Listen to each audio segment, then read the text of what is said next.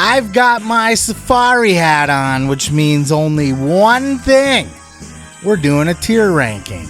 This time, we're doing a tier ranking on the entire current WWE main roster. Come on in. What's up, y'all? It's your boy, Seth Grimes, back here with another tier ranking video. Been a while since I've done one. Had to dust off the old safari hat here. It's a little bit wrinkled, but we don't worry about that. It's fine. Everybody's fine. This time we're going to be doing the entire current WWE main roster. Raw and SmackDown. I did leave out NXT because honestly, I don't watch a lot of NXT. There's only so much time in the day. I do keep tabs, I pay attention to some of the bigger highlights, but I don't know enough about everybody to properly rank them or anything, so we're just going to leave them out. And this will be kind of a long one, I imagine. I'm going to try to be brief with everybody, but who knows.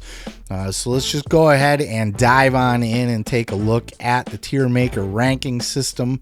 But before we do, if I could bug you to hit that subscribe button down below, it does help a brother out. Hit the like button while you're there. Leave a comment. And I also have a book out, The Gathering, A Bold Journey into the Belly of the Juggalo Underworld, on Amazon, Kindle, and Audible. Links in the description below. Let's go ahead and dive on into the tier ranking. All right, we are here at our tier ranking system here. As you can see, the categories. Down below is the roster. I will be ranking the roster on a number of different factors, including their overall star power, their spot on the card, on the roster, their in-ring ability, their promo ability, their character work, and also just how I feel about them, if I like them or not, my personal feelies. Of course, that makes this ranking absolutely objective. This is just my ranking. It is not going to be the same as yours, but that's what these things are, so I hope you still enjoy. Down at the bottom, we have the drizzling shits. That means this person sucks. We don't like them. We want them to go away. We'll kick them off the roster. Cut them in the next round of cuts. They suck. No yeet. This is a cut above, kick them off the roster. Maybe we keep them around, but they definitely are not one of my favorites. Overrated. Now, this could be anybody. Just because it's all the way down here doesn't mean that they can't be a main event person or that they suck. It just means that for whatever reason, the internet or the wrestling business as a whole has overrated this person compared to where I personally feel like they should be. Mid, self-explanatory. They're just could take them or leave them. They don't suck, but they're not great either. They're just there. They're just mid. Underrated, the opposite of overrated, of course. These are people that I feel are criminally underrated and deserve better. Yeet. Obviously, I am pro this person. I am in favor of this person. And then top guys, this is the cream of the crop. These are the where you're going to find my favorite wrestlers, as well as people that I think are just overall the best. So let's just go ahead and dive on in. Looks like this roster is randomized to a certain extent, so let's just grab people here. We're gonna start with Cody Rhodes. Whoa. Adrenaline in my soul. Where are we gonna put Cody Rhodes? I'm gonna put Cody Rhodes in top guys. The ultimate babyface, the face of the company, an excellent worker, an excellent main event worker, talker, promo, does all the meet and greets and the interviews and the radio appearances. And I am a huge fan of Cody Rhodes. I think Cody can do no wrong right now. He's on his way back to a WWE title here. Let's see. This is Joe Gacy. Ugh. I'm going to put Gacy at...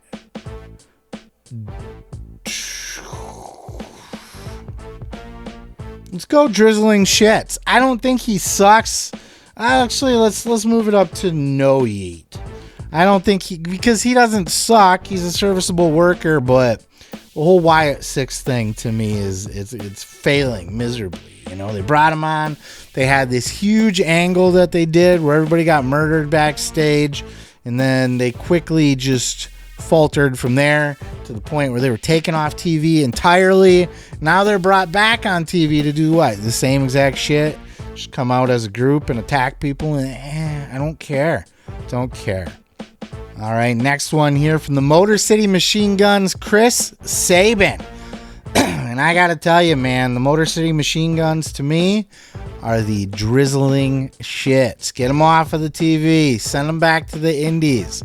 Like, they do cool moves and stuff. They're a cool tandem tag team or whatever. But they have no personalities. They have no characters. They're like emo early 2000s guys. I am just not a fan of the Motor City Machine Guns. I think they are highly overrated. As a matter of fact, let's move them over to overrated because a lot of people love the Motor City Machine Guns, and I just don't. You know, they don't suck, so drizzling shits. Maybe not fair. Overrated. Abso-fucking-lutely. We got Pretty Deadly. One of them, I don't know. Your guess is as good as mine about which is which, what their names are. I'm sorry, I can't be bothered to keep up. They're going into drizzling shits. While we're there, let's just go ahead and put his tag team partner, the other guy from Pretty Deadly, also in the drizzling shits. I don't get why these people are even on the main roster other than to do jobs to other tag teams that deserve to be there.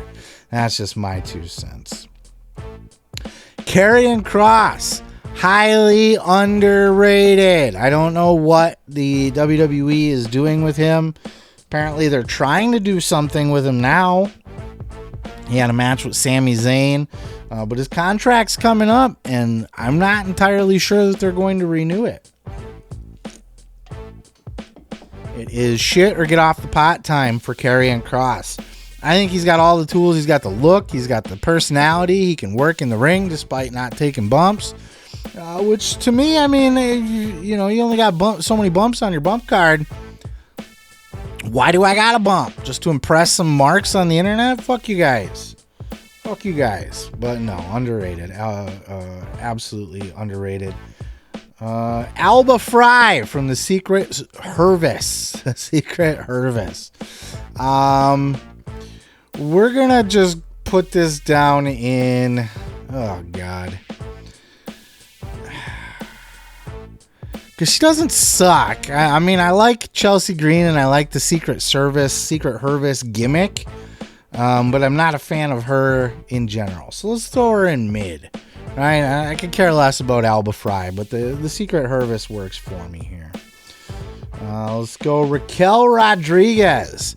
Now, she significantly stepped up since Liv got hurt, in my opinion. She was always just kind of the heater, the big enforcer behind Liv's big mouth and stuff. But I feel like since Liv got hurt, it's kind of shit or get off the pot for Raquel Rodriguez.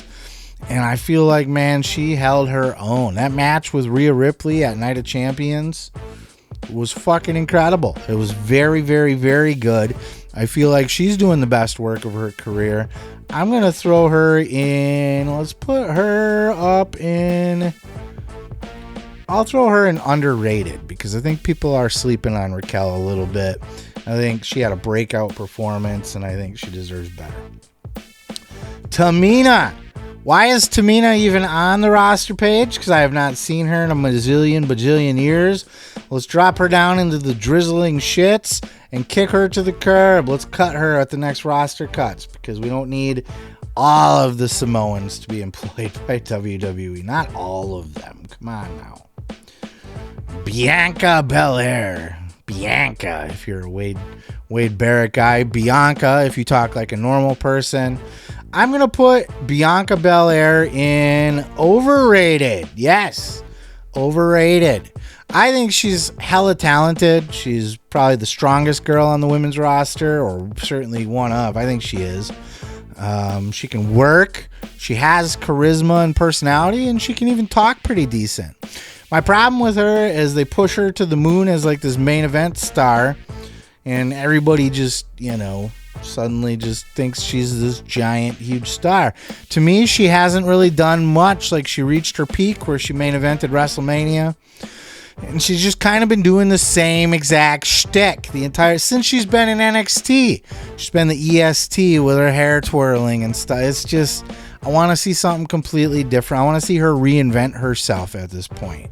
Be a bad guy, cut your hair, do a different, every time she comes out to the ring, she's hopping and skipping and smiling and having a good time. Fuck all that. Do something different with yourself. You are overrated, young lady. Mi Chin. I'm just going to put her in no yeet. She's serviceable. We don't want to kick her off the roster because we need people to do jobs to our other stars on the roster, but I'm not into the whole Mia Yim thing. You know what I mean? Like, Mi Chin I can do without. Omos, the big man, Omos. I really like Omos.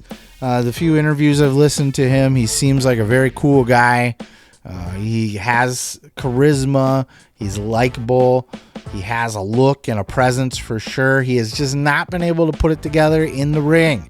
He's just been a big, fumbly giant. Now, even to that extent, if that's all he's capable of, he's still been underused because they were able to get a world championship run out of the Great Khali, who is not as good of a worker as Omos. So I'm going to put Omos in... I want to throw him in underrated, but he's really not that great of a worker. Let's put him in mid. He's a mid-tier guy for me. The other Motor City Machine Gun, Alex Shelley. Same story. Overrated. Boring. Don't care. Emo. Early 2000s. Generic guy with just everything about the Motor City Machine Guns bugs me. I don't know. It's just me, man. I mean, everybody's got their opinions and quirks, right? One half of the Creed brothers. I think this is Julius Creed. Let's put Julius Creed in no yeet. I don't care. I'm fine having tag teams on the roster. I like tag team wrestling, which means you got to have tag teams that are mid or less to be able to do jobs for better tag teams and stuff. So I see why we have them on the roster, but it just doesn't impress me much. To that point, Brutus, we'll put Brutius in the same exact spot for the same exact reason. And we will move on with our lives. Let's go to the other secret Hervis here, Piper Niven. Piper's a great worker. She's got a good personality. The secret Hervis thing is over with me because Chelsea's over with me, and the gimmick, like, I think it's dope that, she won the United States title and she started like acting like she's the president, and like, this isn't the Chelsea Green category right now. We're doing Piper Niven, but just the work that Chelsea's done, she always turns everything into gold, and bringing Alba Fry and Piper Niven along with her puts them at mid. If they were on their own, I might say something different, but we'll put them at mid. B-Fab. Why is B-Fab employed? Why doesn't she get put on these cuts? Why does she survive the cuts? I don't get it. I don't see anything in B-Fab at all. Literally nothing. Maybe she's got some kind of charisma or something, but I don't know. She's got resting bitch face. She's not a particularly interesting character, not a particularly standout worker. Just cut her. Who cares? Oh, let's see who else we got here. Pete Dunne, the bruiserweight. Pete Dunne. He cut his hair. It looks a little weird now. But I was always a fan of Pete Dunne, though they have not really done a lot. I was a fan of him in NXT and NXT UK. They have not done shit with him on the main roster, and then the Butch thing sucked him down quite a bit, but he's a hell of a worker. I'm going to throw him in mid because he has all the tools. He just hasn't been given the right spot, the the right opportunity, if you will. Dexter Loomis. Let's go ahead and slide him down here to no yeet as well. I may even be... let's not cut. I wouldn't put him in the drizzling shits, which would be people that I would just outright cut from the roster. But he's very bottom tier. The Wyatt 6, I mean, none of them are particular standouts to me at all. Andrade El Idolo. Eldrade. Andrade is way overrated in my opinion, but I think he's even worse than that. I would put him at no yeet. He's a hell of a worker. He can wrestle. He's had some excellent matches. It's just when it comes down to the time of having a personality or giving a shit at all about this person, I just don't. Oh, let's see who else we got here. Let's do Damian Priest. A lot of people love Damian Priest, big fans of Damian Priest. To me, he's not quite there yet. He's definitely not a top guy. I would say his positioning would be like a yeet. But for me, like, he doesn't quite click, though. I wouldn't quite say he's overrated, so let's shove him down here in the mid category. He's mid. All right, what else do we got here? Tiffany Stratton. Looks like I have her on here twice. That was throwing me off a little bit. Tiffany Stratton. Now, she's a girl who... I plopped her down here. I was a little bit like... People were... Suddenly, everywhere I looked, everybody was all hyped about Tiffany Stratton. Everybody's doing it's Tiffy time and all this silly shit. And I was like, okay, this girl is getting pushed down my throat. I need to take a step back. And I'm just going to back up off the Tiffany Stratton train for a little bit. And, you know, see how it plays out, right? Over pushed and everything. But she has grown on me significantly since then. And I got to tell you, I've come around. Might be because my girlfriend's a Tiffy fan too. That was the first person that she was really drawn to when I exposed her to wrestling. She clung to the Tiffany Stratton. I'm coming around on her. I'm going to put her in. Let's go yeet. We'll go yeet with Tiffany Stratton.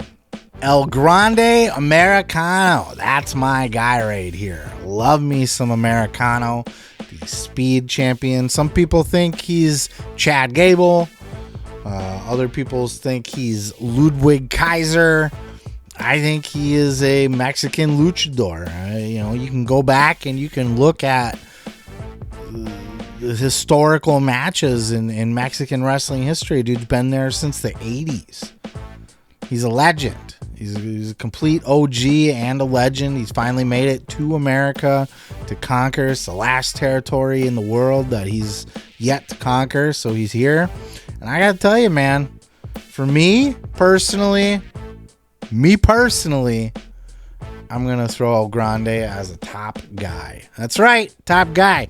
Now, don't get this twisted. Top guys does not necessarily mean main eventer. This is just my favorites or top tier talents, both, like a mix, a hybrid between there. Top tier talent, and I just really like them a lot.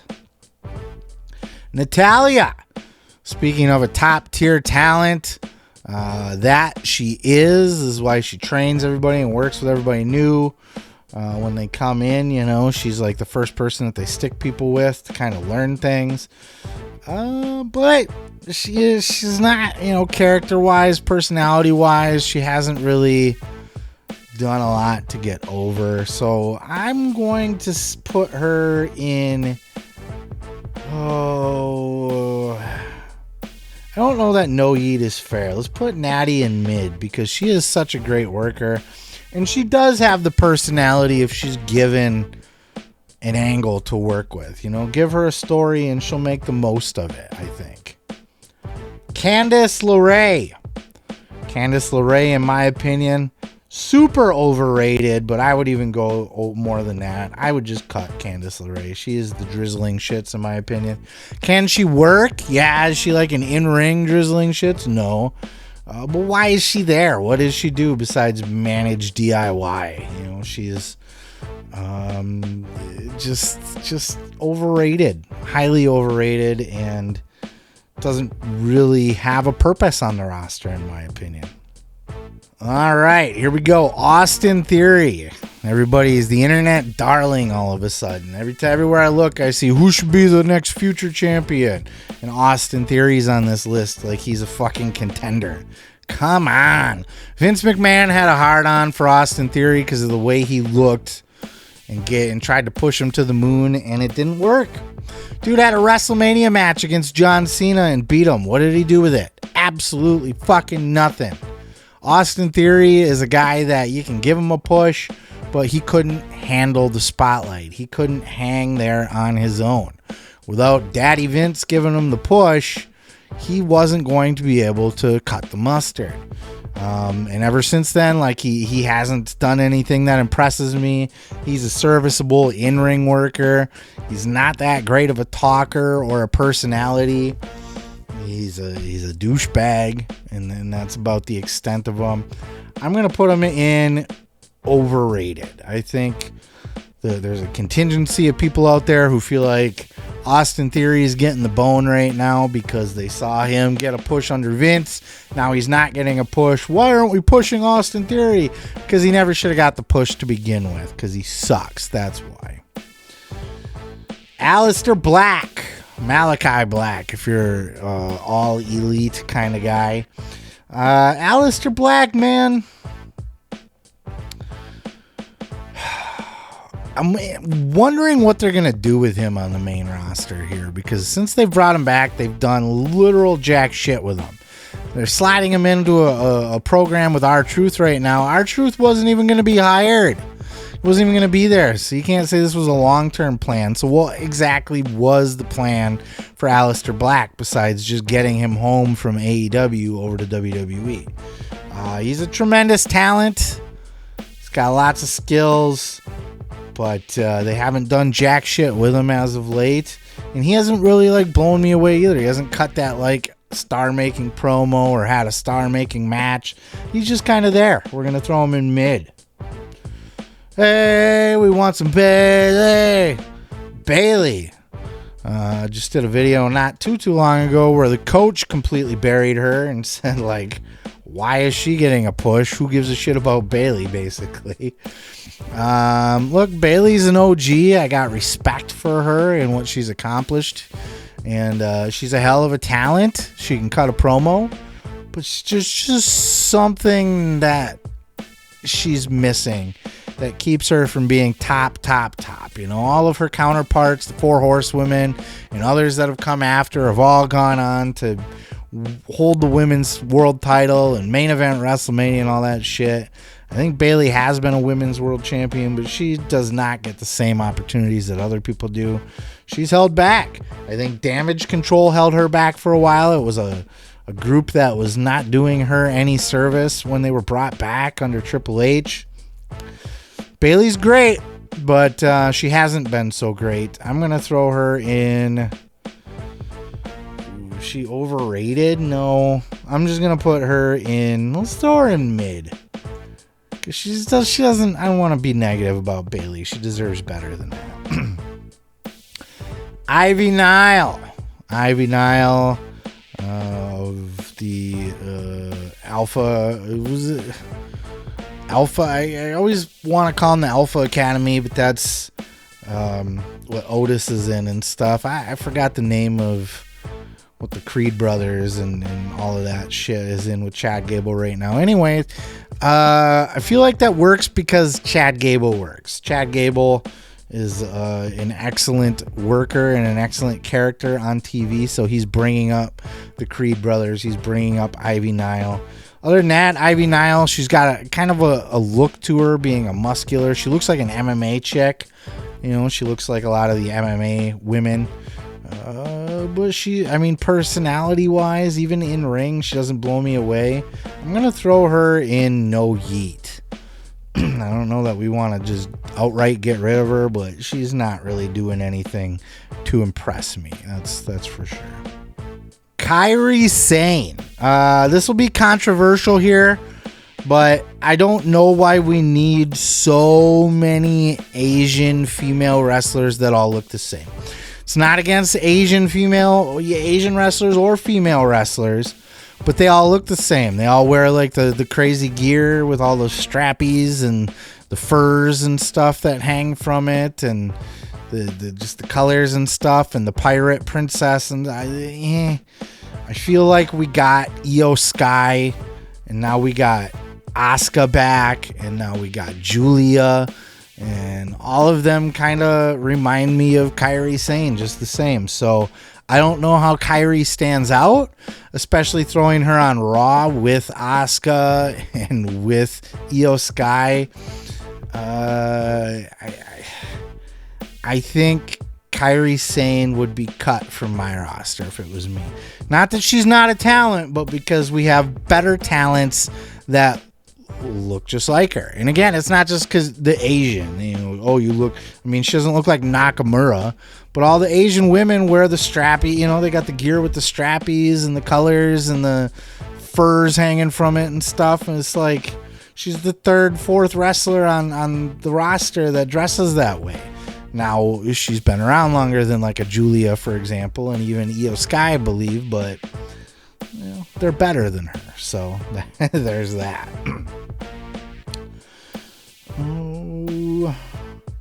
Rey Fenix. Let's jump to Rey Fenix, a newbie on the WWE roster.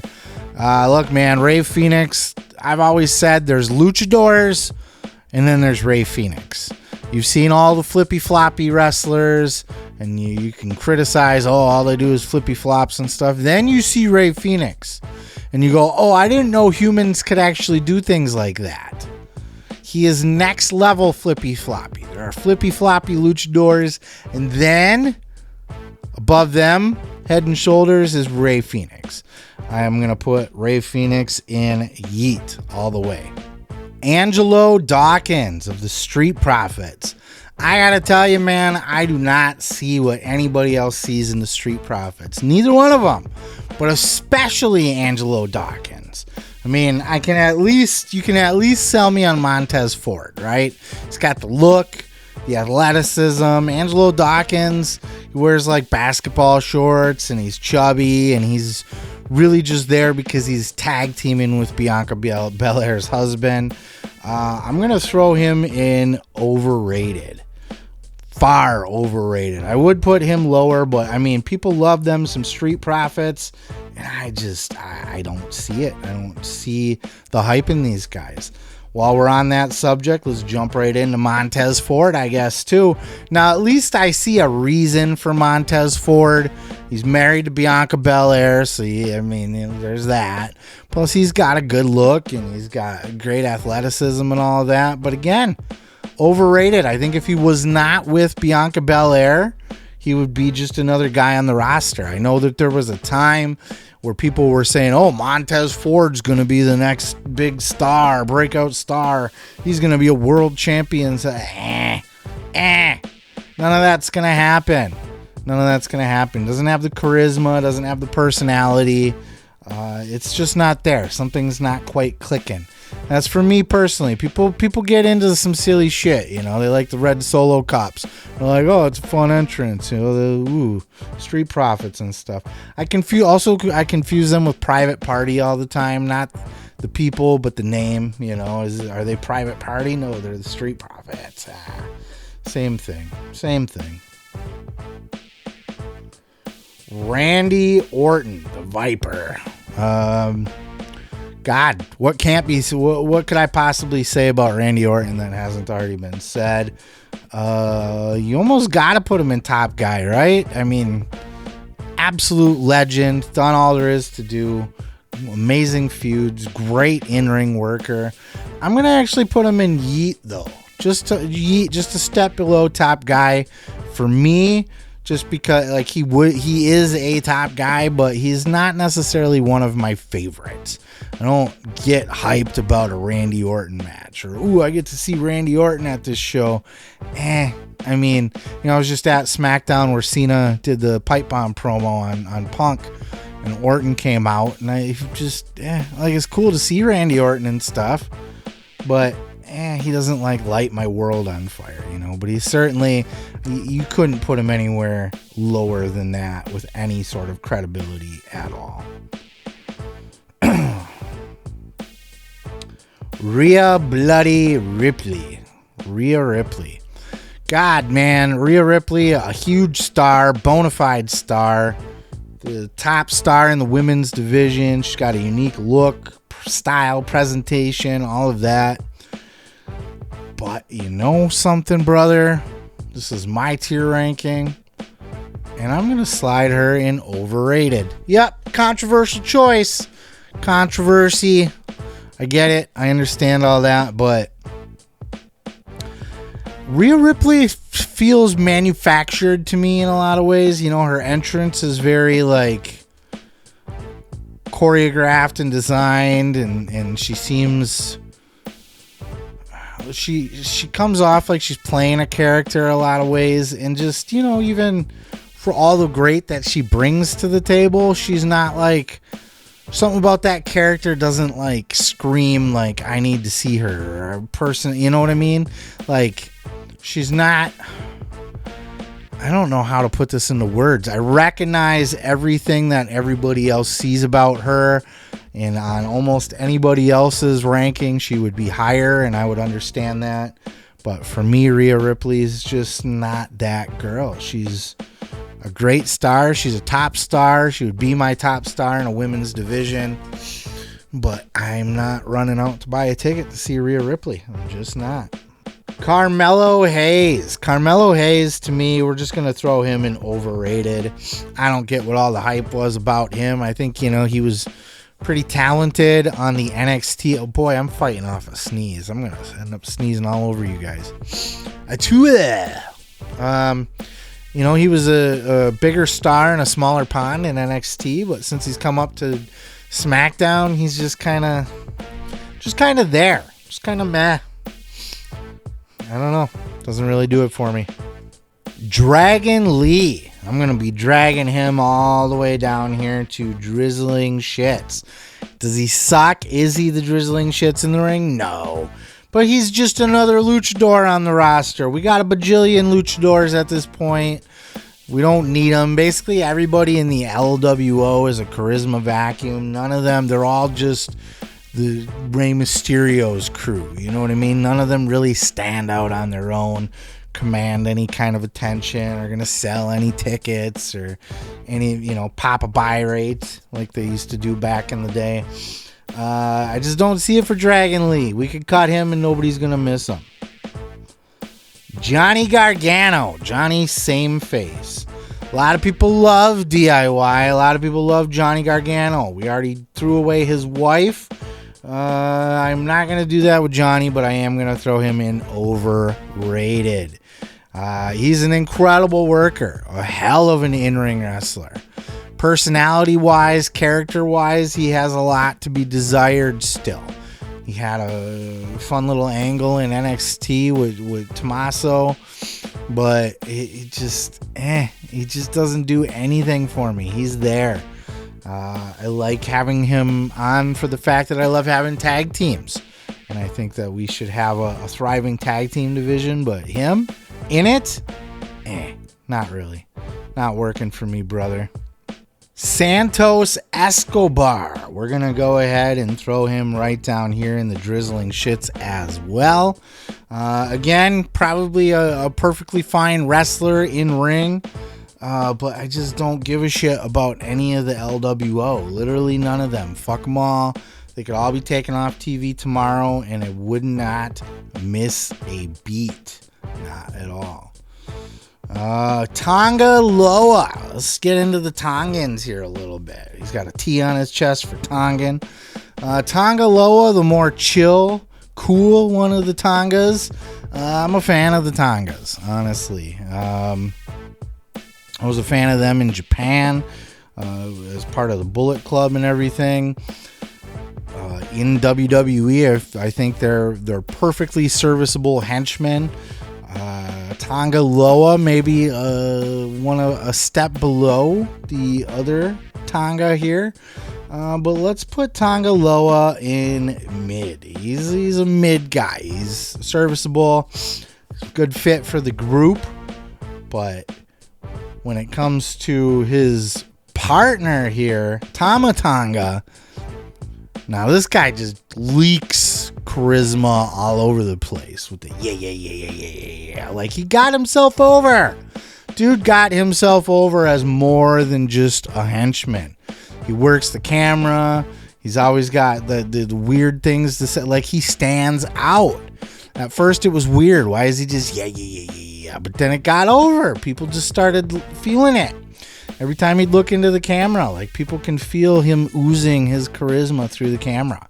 So I'm going to actually take him up a notch, and I'm going to say he's probably underrated, though I don't know that a lot of people do underrate Tama Tonga. I think people actually enjoy Tama Tonga, but for me, underrated. Give these guys the tag titles. Just throw the straps on them.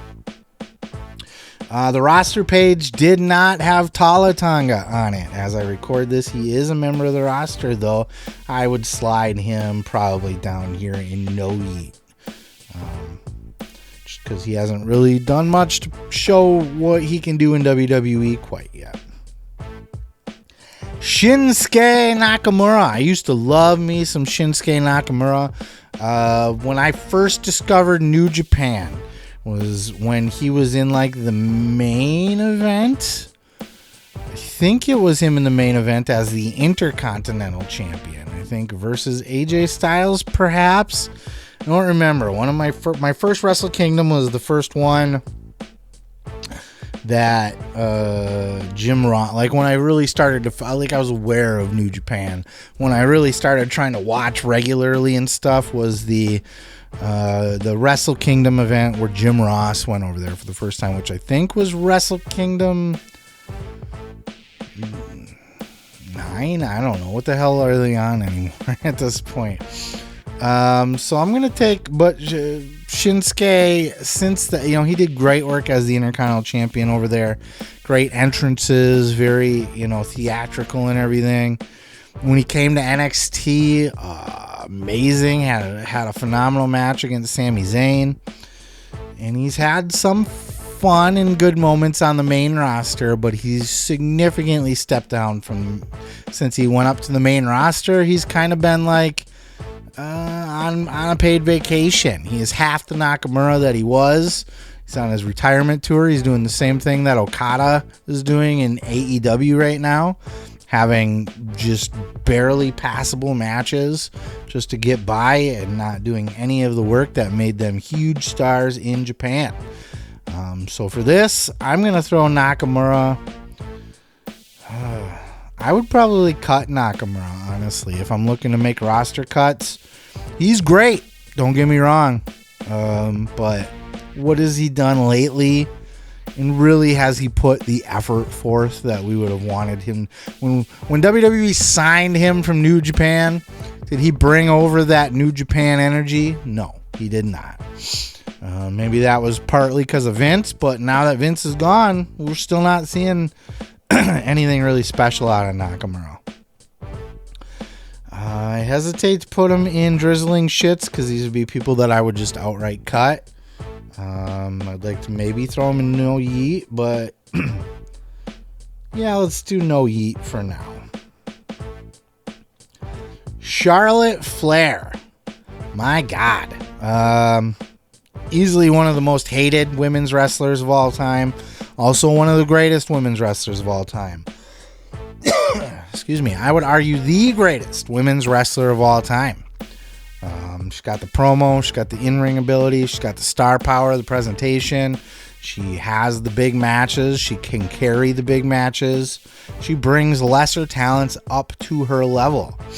All around, I think Charlotte Flair is hard to argue her greatness.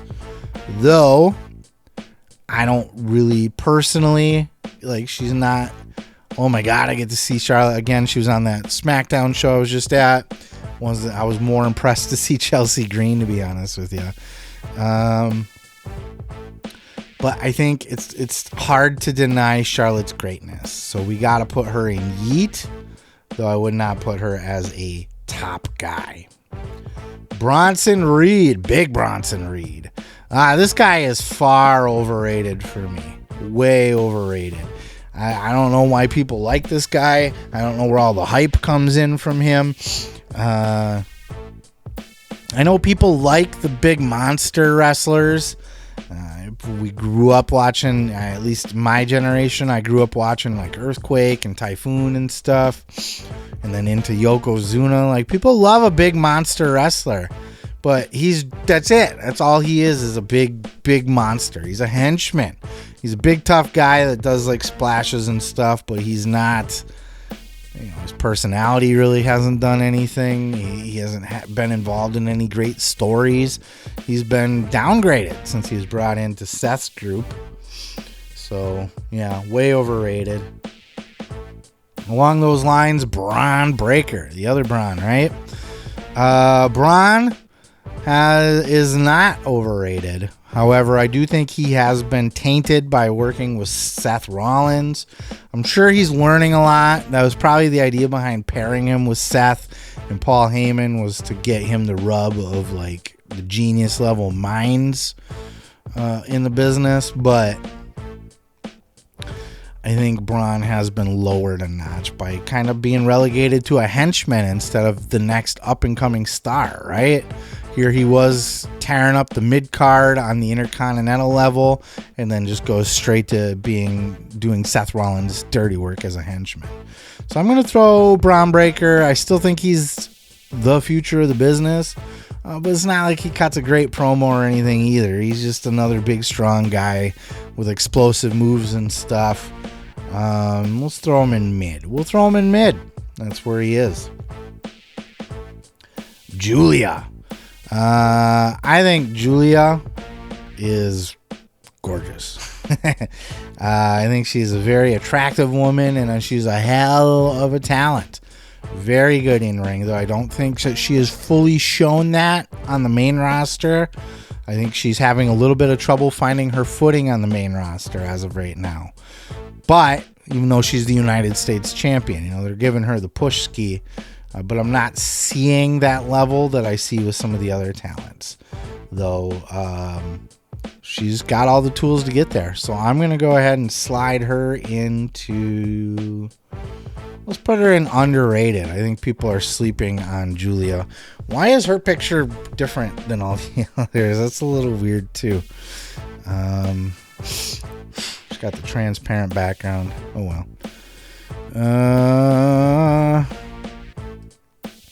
We got the other brother, Big Jim, right?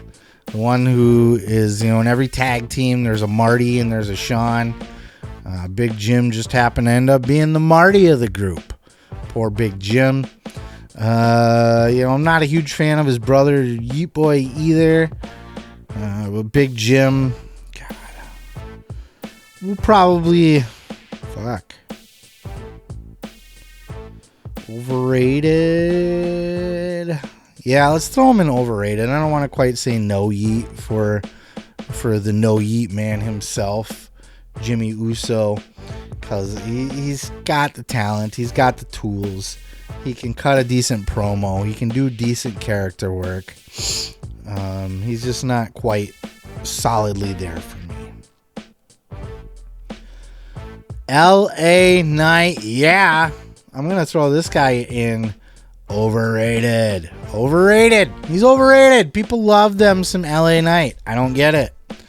His promos, he can talk well, but his promos are just straight up ripoffs of The Rock and Stone Cold mashed up. And that's all his entire character is, a mashup of The Rock and Stone Cold, but generic. He cuts a fine promo, but it's derivative. It's not unique. I don't know. Maybe it was somewhere along the way when everybody was about a year ago, about 2 years ago now. I remember when I went to SummerSlam in Detroit, where it was like the Slim Jim Battle Royal where he won or whatever. Like, people were riding the LA Knight train at that time, and everybody was just chanting "yeah" when you like walk out into the Concord. Everybody's walking around and just yahing everywhere. But he just, I don't know, just doesn't do it for me, I guess. Oh, what do we got here? Grayson Waller. Well, I think Grayson Waller is going to go straight in. No yeet. I wouldn't fire him. I wouldn't cut him. But he is just not impressive at all. Both him and Austin Theory, they seem to be leaning towards a breakup for those guys. I don't know why, because I can't imagine either one of them are going to have any kind of success as a singles competitor. Their best work's going to be as a tag team. That's where they're going to survive, I think. Grayson Waller doesn't suck. He's got an okay personality, but really, like, are you running out to see Grayson Waller on the next, I can't wait to see Grayson Waller at the show. No one cares. Sheamus. The big white pasty ginger. Let's throw Sheamus in mid. Sheamus is an OG. He's got a lot of history under his belt, championships, all of that. But is he really lighting the world on fire with anything that he does? Has he ever lit the world on fire with anything that he does? I just don't think so. Maxine Dupree. Why is she there? Let's just throw her down in drizzling shit. She's a manager for the Alpha Academy. She's there for Otis and Tozawa, and that whole faction's kind of meh to me in general. But especially her, if she's not wrestling or anything. Like, why are you even there? She's just doing the backstage skits, and those aren't really all that great either, so fuck her. Nia Jax. Nia Jax's been growing on me as of late. She was somebody that I was never really all that big of a fan of, but she's growing on me. She can talk. I think she's deceptively good on the mic. I think, her promos are always like, they're not necessarily fire. They're not something that you're going to be walking away talking about, but she gets the business across, right? She can get the fans to hate her. She can tell the story that's being told. She gets the heat, all of that. And she is a little bit funny and a little bit witty. I get the feeling she might be a fun hang. Like, if all the wrestlers were going out after a show or something, she might be a fun one to tag along with. So I'm going to actually throw Nia Jax. Fuck, I want to say underrated, but let's throw her in mid. She's good, but she's not, like, great or anything like that. Naomi. I fucking love me some Naomi lately as well. Somebody that I've never really cared for at all during any of her babyface run. Feel the glow, all that is, don't care. Her heel run, though, she's been doing some very, very good work. I don't know that I want to put her in any of these top threes, so I think we'll slide her in mid too, but that's not necessarily a bad thing. There's 3 whole categories below her. I think she's very serviceable. Miro, or Rusev, if you're WWE about it.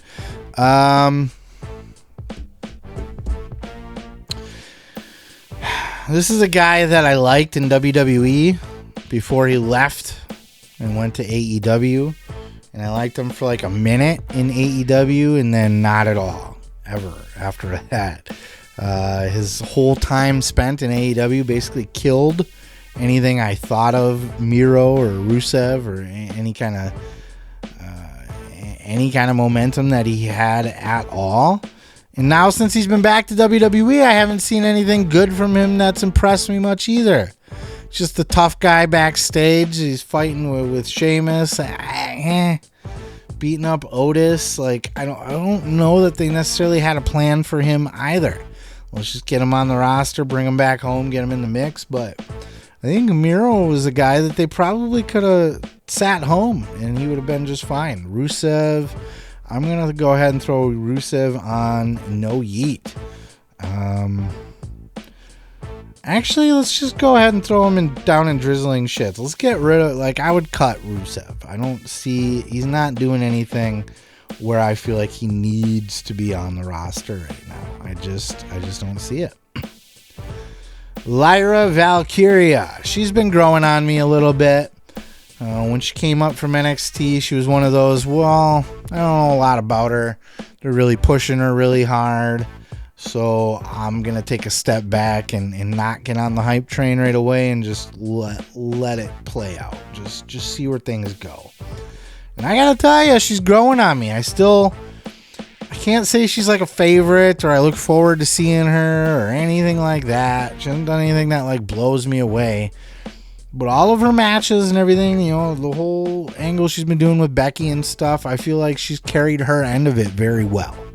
She's impressing me, but she's not like a top tier or anything. I'm going to throw Lyra in mid. Got a big mid section here going on. Roxanne Perez. Roxanne Perez is a goddamn star. She has, since she came, she was another one. I don't watch a lot of NXT in general. Pretty much since it went NXT rainbow colors. They took it away from Triple H back in the day for that little bit, and they tried to reinvent it and turn it into the generic color show and everything. Basically, since then, I haven't really followed NXT as much as I used to.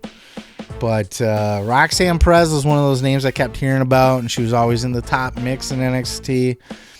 And it's okay, well, even now, you got your JC Janes or whatever, and it's okay, I see you're in the top mix, but are you really worth a shit?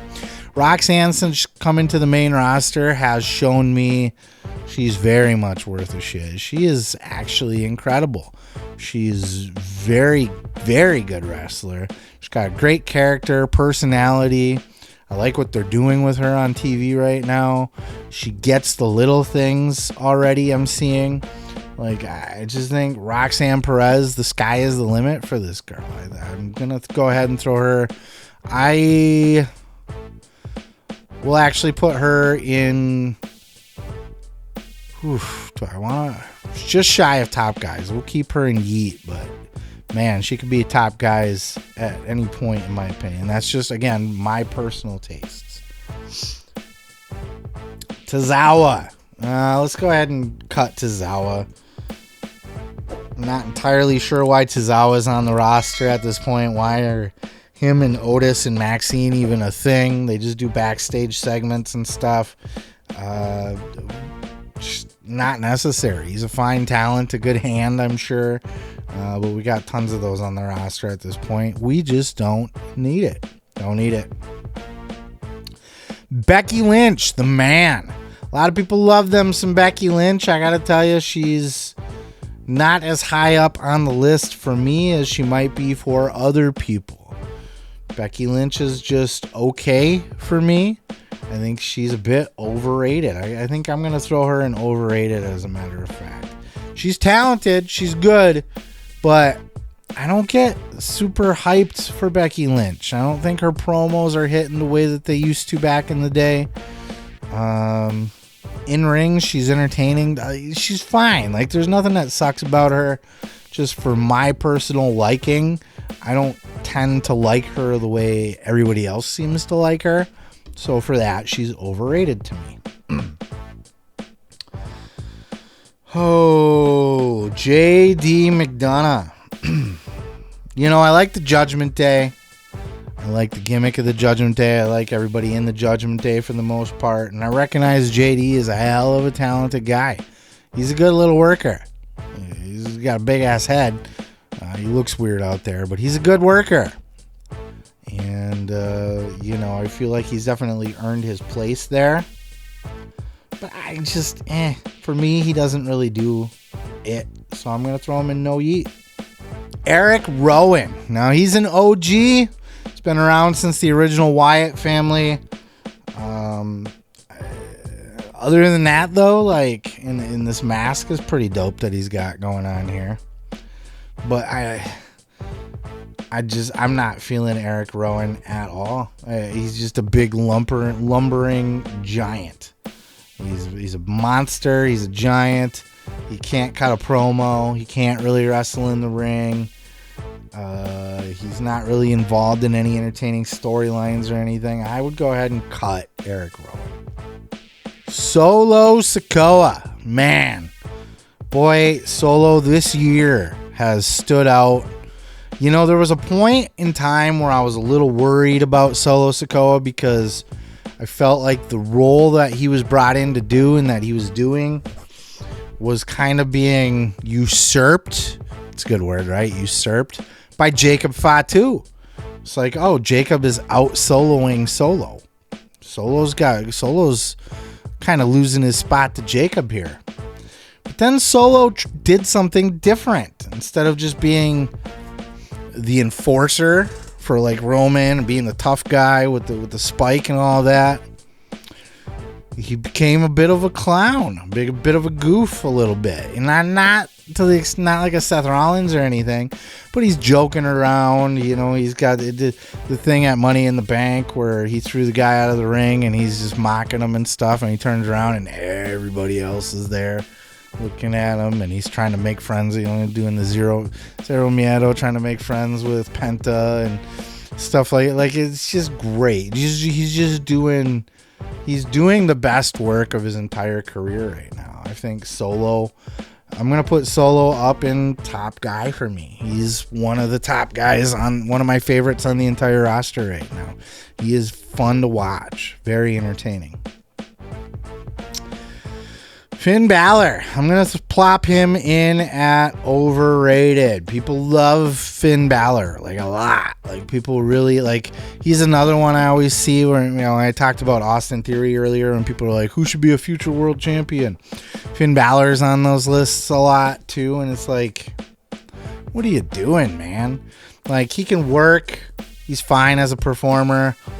Boy, in his NXT days, and then when he was the Demon and stuff, he was really doing great work. Now he's just kind of, he's a workhorse. He does the work, but he's not really getting over as a person or a personality or a character to the point that he used to. I kind of like what they're doing with him in the Judgment Day, of him passive aggressively not liking Dom and Liv, and he's kind of stirring shit up and trying to divide them, and you know, he's always got that smirk on his face when he's like, hey Dom, why don't you tell Roxanne she had a good match, and he'll get a little chuckle out of that because he knows it's gonna piss Liv off and stuff. I like that, what he's doing there, but I still think he's overrated for the way the internet seems to think that he should be this amazing top guy. I'm just not seeing it. Sami Zayn. What a worker. This is the best seller still in all of professional wrestling. You want a master class on how to sell as a babyface? Look no further than Sami Zayn, man. Everything he does in the ring is pretty much perfect. His promos, he's always able to suck emotion out of people, to get a reaction out of people. He's got that lovable underdog. Yeah. Excuse me. God damn it. I had to wake up early. It's fine. I'm not bored. He's a hell of a worker. I'm going to throw Sami Zayn in yeet. He's not my favorite. He's not a top guy to me. But he is a hell of a talent. Oh, where are we at here? Let's do his buddy Kevin Owens. Kevin Owens, another great talent, another great talker, another great worker. A guy who's building a hell of a body of work and a legacy in WWE. I don't know that he's up here for me, though, and I don't want to say he's underrated because I think he's rated right where he should be. I'm going to throw Kevin Owens in mid as well. He's great. He does great work. I'm not super excited to see Kevin Owens necessarily, though. I'm not going out of my way to buy tickets for Kevin Owens specifically. He's just there. Oh, let's do the War Raiders. We got Eric here. God, you know, if it wasn't for wanting a good solid tag team division, I would say let's just get rid of him. But I'm going to put him... I think the War Raiders are overrated. So I'm going to pull Ivar up here too, and I'm going to slide him right next to his buddy. I'm going to slide them in overrated. I think their matches are okay. I think their looks, they're kind of... I don't know. I guess they have unique looks because they're bigger guys and bearded and all that stuff. You know, Eric, I recently watched an interview. I don't remember who it was with, but he kind of rubbed me the wrong way in the interview as well. Like, he just kind of seems like an oil and water personality from mine, and probably not a guy I would get along with all that well in real life. So I don't know. They're just kind of, I think they're overrated. I think people like the War Raiders more than I ever could. Alexa Bliss. Now, she was always one of my favorites ever since NXT even. You know, even as the Pixie, before she had any talent at all, she was just a hot little blonde girl. And then she turned bad, and she did the Freddy Krueger cosplay and stuff like that. And then all the way up into the Fiend. Like, I love the goth princess type character. You know, she's like a Disney princess, but like evil. Since she's come back, I don't know that her matches have lit the world on fire, but character-wise, I think she's been, you know, her work with Charlotte and stuff. I'm gonna put Alexa Bliss up here and yeet. She's right up there for me. Io Sky, she's been growing on me. Io Sky is somebody that just kind of blended in as just one of the several Japanese women on the roster. But she's kind of stood out to me, and I gotta tell you, she's very likable and charming. She's adorable, even, I would say. When you go to a live show, they got to do the Io Sky cam, and everybody in the camera's doing their best. I'm trying to, my hat's in the way in the microphone, so it's not. But I'm trying to do the Io Sky. But she's really grown on me. She's had amazing matches, and she's done, I think, for her limited English abilities, her promos are even good. She's got the energy, she's got the charisma, the personality, and her smile is infectious. She's fun. She does these little things with Logan Paul on his vlog backstage. He's always talking to Io Sky and interacting with her. I just think she's a charming ass chick. And for that, I'm going to throw her in. Ooh. I don't think she's an underrated talent. I don't think she's quite there in yeet for me. I'm going to throw her in mid, but she's a very high mid. Angel Garza. Why is this guy still employed? Why is he on my screen? Let's get rid of him. He's the drizzling shits. Again, when I say drizzling shits in general just means they suck. They are the drizzling shits. How was the match? Oh, it was the drizzling shits, right? Like, they're horrible. For me, these are just guys that I could care less about. These are just guys that if they were gone from the roster tomorrow, I would not even notice they were gone, let alone miss them. So he can just go right along with them. Zoe Stark, this poor girl recently just got injured. She'll be out for a little bit.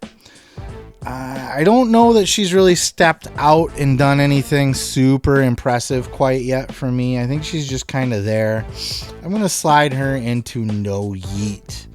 I think she needs to work a little harder to come out of the no yeet, but we're not going to like cut her or anything like that. Xavier Woods. I love me some Xavier. I love me the New Day. I even like the new heel New Day, though they haven't been all that entertaining as of late. They've kind of been just kind of there. But when they first turned heel, I mean, they were getting booed so loud that they couldn't even talk. They were literally booed out of the building a couple times. So, I mean, in general, the New Day, they're OGs, they're legendary, super talented. Promo ability, 10 out of 10. 9 out of 10, maybe. But then, you know, they've just been a little bit of a step down lately. We'll go ahead and place both of them. Well, where's Kofi down here? Let's find Kof. Where's Kof? Kofi. There he is, Kofi. We're gonna slide Kofi right next to Xavier in mid. Again, New Day, awesome. They're just not quite there right now, currently. Tommaso Ciampa. Oh man, I loved him in NXT. I love him as a heel. I feel like his work is tight. When he was solo in NXT, not Solo Sikoa, but when he was by himself in NXT as a heel, as a champion, I would have put him much, much higher. Right now on the main roster in 2025 as a tag team with Johnny Sameface, I got to put him in overrated. The whole team's overrated. I just don't see it. Don't see it in them currently. That's just me, though. Zelina Vega. Oh, people love their Zelina Vega. I'm going to throw her in overrated. She's overrated. I don't know why people like Zelina Vega. I think she's not good. She won the United States title from Chelsea when Chelsea was doing great work with the United States title. She was making it relevant. She was building a character around it. She wasn't stinking up the joint at all. And then Zelina Vega came in and took it. And then she went and stunk up the joint. You know, she just had mid matches, cut mid promos, if any, and was just kind of boring. And it's like all of a sudden, like, hey, we were doing something with the United States title. It was at least there was some character development, some angles, some online or on TV storytelling with the United States title. And now there's not. We just throw it on a person who people say is a good worker, but is she though? Is she really? I think she's overrated. That's just me personally. Okay, dropping back down here to the bottom. Jade Cargill. I love me some Jade. I was one of her biggest fans in AEW when not a lot of people were. I think I'm always with anybody new when they first come out. I'm always kind of like, who's this person? I don't get it. I don't see it. I'm going to wait and see. They got to win me over kind of thing, right? Not that I'm anybody special, but that's just how I see things, right? I don't just immediately jump on. But Jade, I warmed up to fairly quickly. And especially after I heard her do interviews and stuff, I was like, oh, she's cool as hell. Like, she's a cool person.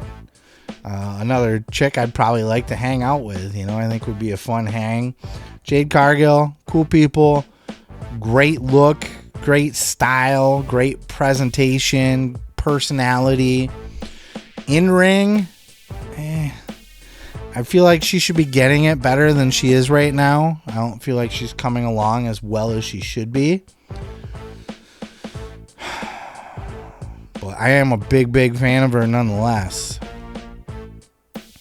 So let's go ahead and slide her up to... I think I might sneak her in underrated. As a worker, no. But as an overall character and personality, I think people sleep on her when they shouldn't. Nikki Cross. God. The Wyatt Six, man, they're bottom tier for me all the way. Even Nikki Cross, maybe I'll sneak her in No Yeet because she's a great worker. She can work with the best of them, but and she's been able to make things work with her personality, like even doing the Nikki Ash stuff. Like, she's really able to take chicken shit and try to make chicken salad of it. But, you know, there's things that I don't like either. I hate is just one of my little nitpicks. Like when people do crazy and they're like just pulling their hair out. Oh, I'm mad. Oh, I'm crazy. Oh. Like, that's not crazy. Give me a face and scratch and mess up your hair. I'm crazy. I'm a crazy chick. Like, there's more nuance to it than that. I think you could get into and evolve into. I think that's newbie shit. I think she could do better, but I'm nitpicking there. I'm just nitpicking. She's okay. Drew McIntyre. Boy, this guy grew on me when his feud with CM Punk went down.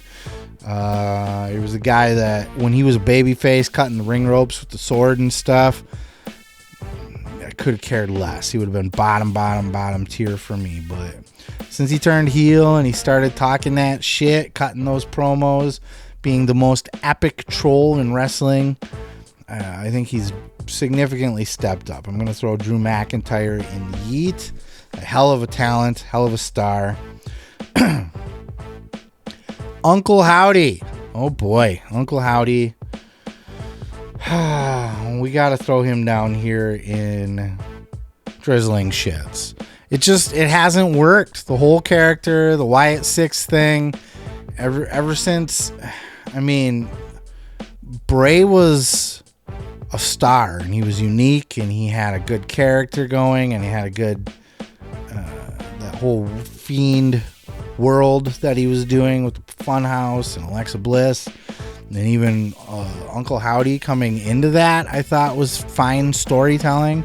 But now that Bray is gone and Uncle Howdy is just Bo Dallas just trying to come and like live off the vibes that his brother created, it hasn't worked. The Wyatt Six hasn't worked except for that initial debut where they murdered everybody backstage. Literally everything ever since has been meh. And, I've seen Bo Dallas do better work when he was in NXT. This Uncle Howdy shit, it's just not there. Just not there. Ludwig Kaiser. This guy severely underrated. Severely. He is if I had to pick like one underrated guy, it's Kaiser. I don't know why he wasn't on TV. I mean, I don't know if it's a blessing or a curse that he may or may not have inherited the El Grande Americano gimmick. People say that. I don't think that that's the case. They're clearly two separate human beings. But what was he doing before that? Before WrestleMania, he was solidly in the mid-card mix, working with Penta and those guys who also Braun Breaker. He was in that whole mix with those guys in the Intercontinental picture. And then they had an Intercontinental Fatal 4-Way on WrestleMania, and they left out Kaiser. And then after WrestleMania, they did nothing with Kaiser. Kaiser's been just a dead character.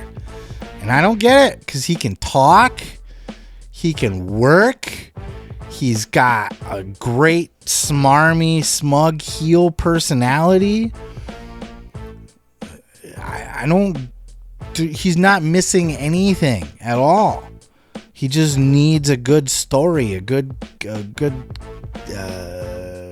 angle to get him into, just something to get him doing something, because I don't even know why they took him off TV. It doesn't make any sense. He's phenomenal. And he was only getting better. He was coming into his own as well. It doesn't register with me. I don't get it. All right, down to our last row down here. We had Tiffany on there twice. We had Solo on there twice. And for some reason, I grabbed Ricky Saints too, who is an NXT guy. And we're not doing NXT. Asuka. Let's rank Asuka. Asuka, she's an OG. She's been around long enough to have earned all the respect in the world. She's a good worker. She's got a great look and presentation to her. Her promos lack, but that's because she doesn't really speak English. I'm going to throw Asuka in mid just because she hasn't really achieved that top thing, especially since she's been back. You know, she's been working and stuff, but she just feels like the same old Asuka. I don't know. I would have liked to see something new be presented with her on her return, but is what it is. AJ Styles, one of the greatest wrestlers of all time. Period. Of end of story. Great in-ring worker, still to this day. Great look, great talker. He's been able to do everything he's been given, from carry the world title to just be a support character, putting over other people. I'm gonna slide AJ up and eat. He is phenomenal. Gunther, my man, Gunther. I'm very high on Gunther. He is a beast in the ring, a monster, a legit threat, like a dangerous tough guy. Like he gives me the vibes that you're going to be in a fight when you face Gunther. You better bring your better pack a lunch if you're going to have a match with Gunther. He can talk, surprisingly. Every time they give him the mic, I feel like he knocks it out of the park. You know, he wasn't always that way, but it seems like they just keep giving him opportunities, and he keeps running with them, keeps knocking them out. Like I said, I'm going to throw Gunther up in yeet. I don't know. He's not like a favorite, but he's up there for me for sure. Chad Gable. Boy, I love what they've been doing with Chad Gable lately. I think he's a hell of a worker, a hell of a personality, a character. Is he even underrated? I'm going to slide him into underrated at this point, because I don't think that he's necessarily taken as a top guy quite yet by the fans. I don't think he's being booked that way, but everything he's given, he's knocking it out of the park. He's doing amazing work, the best work of his career, in fact, in my opinion. So it would be criminal to put him any lower. Roman Reigns, the big dog, the tribal chief. I think it would be silly to put him anywhere else but as a top guy. This is our tribal chief we're talking about here. Anything less would be blasphemous in a way. I mean, he's done everything that there is to do in wrestling. He's measurably the top guy, or certainly one of the top guys of the last 10 years. Drawing power, all of that. It's all the WrestleManias. It's all been on Roman's back, all on his shoulders until Cody came along. So Roman, you can't take anything away from that guy at all. Chelsea Green. Oh, she's one of my all-time favorites. I just love everything Chelsea does. I think I half-ass want to throw her in underrated because a lot of people dog on her. Like, I am shocked still to this day by the comments I see under clips of her and stuff where people are like, oh, she's boring, get her off my TV, why is she there, blah, blah, blah. Like, people, literally, what show are you watching? Chelsea Green takes everything she's given and turns it to gold. She makes the most out of everything, even getting her nose broken. She shows up the next day with a fucking bedazzled rainbow fucking face mask on. She's working that into her character and stuff. The president gimmick with the secret Hervis. I mean, when she was in the Royal Rumble, she was just running shit for like the first half. She was like the entertainment value of that. Doing little fun spots and entertaining spots with people in there. I just think Chelsea Green, she's just amazing. I think she's highly underrated, but I won't put her there because she's one of my favorites. So I'm going to throw her in the top. Penta, striking that pose. Hopefully he's not running in to save your ass, because he's got to pose first. Penta must pose. Instead of Hogan must pose, it's got to be Penta must pose. I've always been a fan of Penta. The look, I mean, he's just the tattoos and the skull paint and the contacts sets him apart. He's La Parka-esque, and I loved La Parka in WCW. He's definitely borrows a lot from La Parka, including the strut, the walk. But the shit that he can do in the ring, the way he moves, his charisma, he just drips charisma all over the floor. Like, he's just the coolest guy. I don't know how I could put him anywhere but top guy. I just love him. You know, he's got a botch here and there. He's mid-card. He's working his way up. Who knows what his peak is. But for me, he's a top guy. Stephanie Vaquer. Oh, we got to put her up a top guy as well. She is one of my all-time favorite wrestlers, period. End of story. Definitely one of my favorites on the roster right now. She's a hell of a talent, hell of a worker. I love the way she carries herself. She carries herself with confidence. She carries herself as not dangerous because she's not a heel, but credible, highly credible. Like, she's got that air about her of like any wrestler that's got to like face her. Like, if they're like, I'll face anybody right now, it doesn't matter who it is, and Stephanie comes out, I expect to see oh, I just fucked up. My bad. I made him a huge mistake. Stephanie is just that chick, man. I think as a performer, she's already peak. She's going to have to work on her promos and her English and stuff, but her character also doesn't need a lot of promos because she's all business. She comes out and she's just business. You know, she doesn't even do a lot of fancy posing or anything. She just throws the one up for La Primera. She's got a hell of a look to her. She's hot as balls. Plus, she's got that, just the gear that she wears in the ring with the long flowing that drags behind her and the horns and stuff. Like, she's just a beast. I love me some Stephanie Vaquer. Yeet boy, Jey Uso. Yeet. Yeet. I've dissed Jey Uso about as much as humanly possible, about as much as any person on YouTube has. He's been kind of my target for a lot of my trash talking on my channel, but rightfully so. I think we're going to slide Jey in overrated, because that's exactly what he is. He's overrated. His matches are not that great, though. I got to say, I will have to say, his match with Cody Rhodes, probably the best match I've ever seen Jey Uso in. But can't we attribute that to Cody Rhodes then, seeing that all of other Jey Uso's matches are kind of meh at best? He can't cut a promo to save his life, coming out and going like this in between yeets so I can think of the next line, because I don't know what to say, and I just fall into this pattern all the time.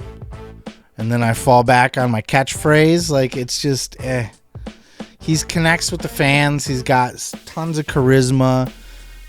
He's beloved. He's got a lot of personality. He's got a good look. He's overrated to me. I think he's been pushed further than where I think he belongs. He's the epitome of overrated. R-Truth, a.k.a. Ron Killings. One of the most entertaining talents in WWE ever, probably. Always funny. Always so funny. The funniest. The guy just cracks me the fuck up in everything that he does. And he's been able to do it for years and years and years. And now, since he was released and he came back and what he's been doing, I feel like he's kind of dropped back down already. I think he's, they were building him up, and then he had that match with Cena that lasted all of 3 minutes. I was there live for that. I loved it, and until I was disappointed that the match went short, until Punk came out and they did the whole pipe bomb thing. Then I was disappointment went out the window. But yeah, R-Truth, he's great, man. Underrated. I don't think that's true. I don't know that I'd put him in Yeet though. God. I probably should. I think I'm going to go Yeet with R-Truth. Just, if nothing else, based on what he's done just recently and being able to show his range as a character. Rey Mysterio, the legend, the OG, the greatest luchador to ever live. He's just an all-time great. I think there is nothing really bad that can be said about Rey Mysterio other than he's a deadbeat dad. But, I mean, fuck, you can't hold that against him as a wrestler. He's not my favorite, so I'm not going to throw him in top guys. But I think it's hard to rate him anything lower than Yeet, right? It's Rey Mysterio, for fuck's sakes. Just for how long he's been around and everything he's done and accomplished, he's an OG. I think his greatest achievement, giving birth to this guy, Dirty Dom, boy. And I don't think Ray actually physically gave birth, but you know what I'm saying. Fathered. Dirty Dom. Dirty Dom is one of the most entertaining guys on the roster. I'm going to throw him right up here in top guys. As far as in-ring work, he doesn't have the wrestling work that like blows you away. Like, oh my God, you got to see this guy in the ring. The shit that he can do and the moves that he busts out and 5-star matches. None of that. But he's the guy that's trusted to work with guys coming back from injuries, or he had Punk's first match when Punk first returned to WWE, like a Madison Square Garden house show. Dom's character work, his personality, the way he gets booed out of the building, but yet has been able to win the fans over to the point where got a huge pop at WrestleMania. He's had a few huge pops since, but he's also been booed a lot since, so I think it kind of just depends what town he's in. There are some heel towns, or there are some towns that are just pro heel and like to be a little contradictory and pick the guys that are against convention or against what storyline would tell you to be for. But Dom's just great. He's so entertaining. And the tendies, dude got chicken tendies over. Dude does interviews drinking Capri Suns and stuff. Like, he keeps kayfabe around. Like, he never breaks character. He's always talking about how his dad's a deadbeat and screw that guy, he's a loser and all that stuff. He's just phenomenal. Right along with Dom, I gotta put my girl Liv up there. Liv, to me, is the MVP of the last year. I don't think I've seen anybody step up and work harder than Liv Morgan has. She's had a clear from being like just kind of an undercard or mid-card women's wrestler that's just kind of there. She has very clearly stepped up into the main event spot, and her work supports it. She's a absolute workhorse. She was, stays in the Royal Rumbles for a long time. She's had some phenomenal tag team matches with Raquel on Raw. Her character work, her personality, the stuff with Dom, and she's, drop dead gorgeous, so just add that in there. Liv is absolutely one of my all-time favorite wrestlers right now. I want to get one of those Liv and Dirty shirts with that has Liv and Dom on it. Support both of them. Just great talents there. Logan Paul. We love Logan Paul, don't we? Everybody loves Logan Paul. I love Logan Paul. You love Logan Paul. He's a top guy for me. Now, people fucking hate Logan Paul. And I don't know why. He's a heel. That's his job, is to get you to hate him. People are like, oh, but his crypto fucking zoo thing was a scam. Or, oh, 10 years ago, he filmed a Japanese self-deletion forest, Like, shut up. Who cares? Is that really, are you really losing sleep at night about a video Logan Paul did 10 years ago when he was in his early 20s just being a dumb kid on YouTube? No, you don't. Wrestling fans like to virtue signal a lot, and they like to, they like to think they care about a lot of things, but really they just want to be seen as caring about a lot of things. They don't actually give a shit that Logan filmed a self-deletion forest they just want to jump on that bandwagon and be like, yeah, that was really bad. And it was bad. It was a scumbaggy thing to do, but it was also 10 years ago. He also apologized up and down about it many times, and he hasn't done anything stupid like that since. So to hold it against him still to this day, I'm not one that's going to hold a grudge for 10 years for a guy I don't know that didn't do anything to me personally. Like, that's retarded. Oh, I hate Logan Paul because of something he did 10 years ago on the internet. Shut up. It's silly. It's silly. He's a great heel. He's a great heel personality, and he does it all by being humble still. So, what's to hate? Jacob Fatu, the Samoan werewolf. This fucking guy, let me tell you. We're just going to put him in top guys right here. He's going to be a main eventer within a year, 2 years, 3 years. He's going to be the guy. He's going to be a main event. I mean, he's a solid babyface right now because he's hard to hate. But I could see him being a heel up against, your baby faces like a Cody Rhodes or something in a main event of a WrestleMania. He's just, his personality, he just oozes charisma. Charisma is something you can't really teach. People can develop it over time, but it's really one of those things where you either have it or you don't.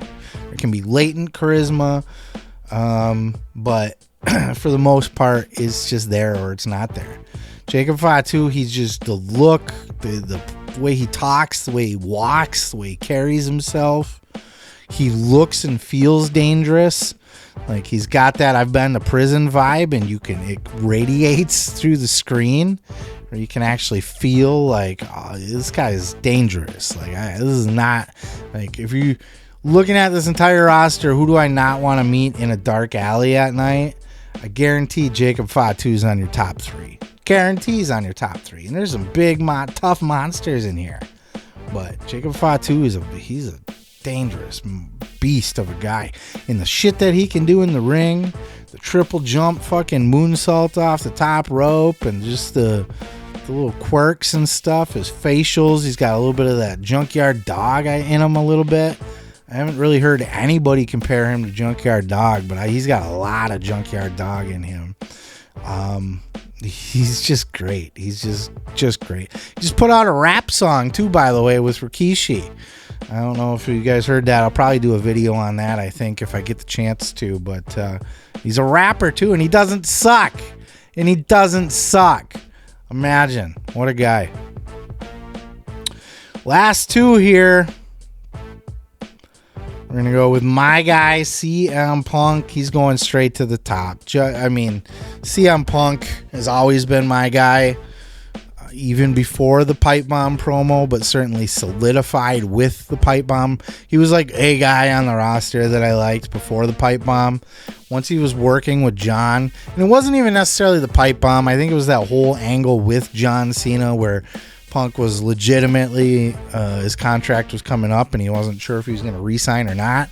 And us as fans, we didn't know if he was going to leave Money in the Bank, still a member of WWE or not in that match with John Cena. And he won the title and he ran out through the crowd, and then he posted a picture online of the WWE title in his refrigerator. I was like, that's my fucking guy right there. That's the guy. And his pipe bomb promo that he cut on John said things that nobody ever really has said on WWE TV before, in a way that nobody's ever said it on WWE TV before. And ever since, he's just had that I'm an anti-authority guy.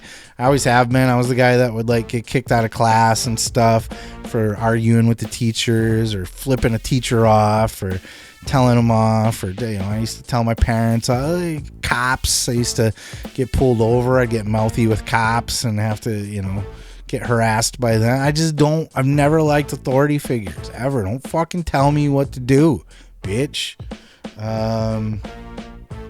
And Punk's carries a lot of that anti-authority, anti-establishment with him.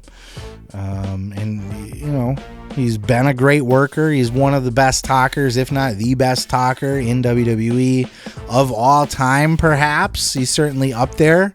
If you're going to make a top 10 list of talkers in wrestling, absolutely CM Punk's on there, if not in the top 5. And even today, as old man Punk, he delivers. He delivers. You know, he might be fragile and get hurt a lot or whatever, but he's been on a good streak. Knock on wood, you know, that he stays safe and healthy, but he hasn't been hurt in a while. But, you know, even his return to AEW, he gave them some of their best storylines. MJF, his best storyline. Gave them their best ticket sales and house numbers and all of that. Punk's the man. Still to this day, delivers. Does he do 5-star matches? No. Can't do all the flippy doos and fancy stuff, but he's a hell of a worker still. In like the worker way, you know, where we're going to work this match, but we're not really going to take any crazy bumps or do anything dangerous or anything like that. So, last guy here, last but certainly not least, John Cena, the man. How can you put him anywhere else but in the top spot? A top guy. John Cena, right up there with the top of the top of the top. He's easily one of, if not the greatest of all time. By world title wins, by star power, by longevity as a top draw, as a main eventer. Merchandise sales, literally every metric. And now his heel stuff, his heel turn was huge news.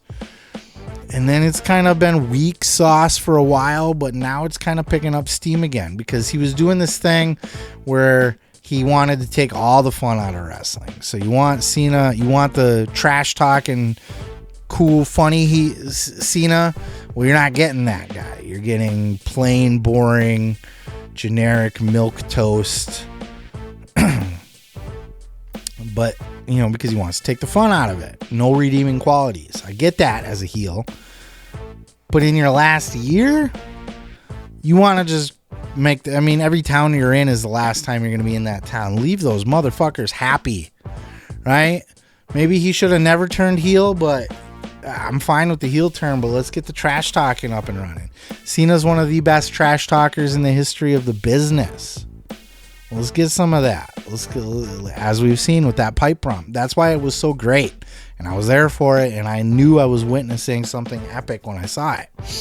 He's the man. He is the GOAT, in my opinion. John Cena's the GOAT. And I was one of those guys back in the day that didn't like, you know, I'm the let's go Cena sucks guy. But he's earned my respect over the years, for sure. And there you have it, folks. This is my tier ranking here of everybody on the main roster in WWE, from my favorites, the top guys, the guys I cannot live without, to the guys I would rather never see again, and everybody in between. I appreciate you guys hanging out with me, watching the tier ranking, following along. I'd love for you guys to comment down below if anything I did was way off and you have a big argument about why the fuck is Dirty Dom in the top? He's a douchebag. Like, I want to hear Austin Theory should be a top guy. He's so underrated. Let me know down in the comments. If you got a counter argument, I want to hear it. Please keep in mind, you know, this is all opinions and this is just mine. But I mean, if you've got a significantly different argument that may in fact change the way I look at something, please let me know. While you're there, hit the subscribe button. Check out the book, The Gathering, A Bold Journey into the Belly of the Juggalo Underworld. Check out my regular videos with Seth Grimes Wrestling. Peace, love, and pizza. I am your boy, Seth Grimes, and we will catch you in the next tier ranking.